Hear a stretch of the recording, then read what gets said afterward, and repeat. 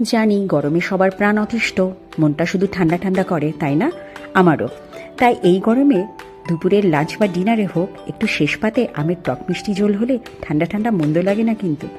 এই জন্য আমগুলোকে আপনি আপনার পছন্দ মতো স্লাইস করে কেটে নেবেন। একটা কড়াইতে একটু তেল বা ঘি ফোড়ন দিতে পারেন, তাতে শুকনো লঙ্কা আর সরিষা ফোড়ন দিয়ে আমগুলো একটু ভেজে নেবেন, হালকা একটু সাঁতলে নেওয়ার মতো। তারপর একটু হলুদ আর লবণ দিয়ে আবার একটু কষিয়ে নেবেন। তারপর জল ঢেলে দিন।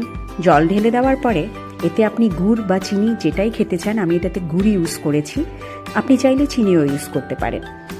তারপর ফুটিয়ে নিলেই হয়ে গেল। আমটা যখন সিদ্ধ হয়ে আসবে তখন আপনার পছন্দ মতো একটা কন্টেনারে একে নামিয়ে নিন, আর একটু ঠান্ডা হলে রুম টেম্পারেচারে আসলে ফ্রিজে ঢুকিয়ে দিন। তারপর যখনই লাঞ্চ বা ডিনার, একটু শেষ পাতে আমের এই টক মিষ্টি ঝোলটা সবারই পছন্দ হবে।